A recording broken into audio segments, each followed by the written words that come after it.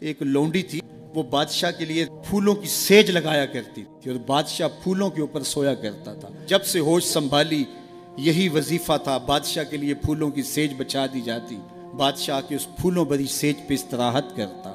بوڑھی ہو گئی، ایک دن پھولوں کی سیج سجائی کہ دل میں ایسے خیال آ گیا کہ میں سیج تو سجا کے چلی جاتی ہوں اور بادشاہ آ کے لیٹ جاتا ہے، میں بھی تو دیکھوں کہ پھولوں پہ سونے کا لطف کیا ہے۔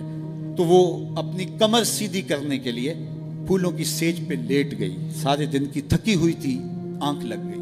بادشاہ وقت پہ اپنے کمرے میں داخل ہوا تو اس نے دیکھا کہ ایک لونڈی اس کی سیج پہ سوئی ہوئی ہے۔ بڑا غصہ آیا، بادشاہوں کی غیرت ہوتی ہے، اس غیرت کی وجہ سے اس نے جلاد کو بلایا، اسے اٹھاؤ، الٹا لٹکاؤ اور اتنا مارو کہ اس کی جان نکل جائے، باقی لونڈیوں غلاموں کو پتہ چل جائے کہ بادشاہوں کی سیج کتنی مقدس ہوتی ہے۔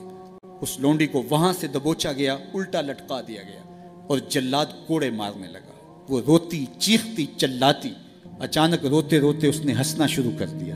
جب وہ ہنسی نہ تو بادشاہ نے جلاد سے کہا رکو اور اسے پوچھو روتی کیوں تھی اور اسے یہ پوچھو کہ ہنستی کیوں ہے۔ تو جلاد نے کہا کہ کیوں روتی تھی؟ اس نے کہا جب کوڑا لگتا تھا تو جان نکلنے کو آتی تھی، میں روتی نہ تو اور کیا کرتی۔ کہا یہ بات تو میری سمجھ میں بھی ہے، لیکن یہ بات سمجھ میں نہیں، تو ہنستی کیوں ہے؟ کہا مجھے ہنسی اس بات پہ آئی ہے کہ چند لمحوں کے لیے سیج پہ سوئی ہوں تو اتنی مار کھانی پڑ رہی ہے، تو جس کو عمر ہوگی سوتے ہوئے اس کا کیا بنے گا۔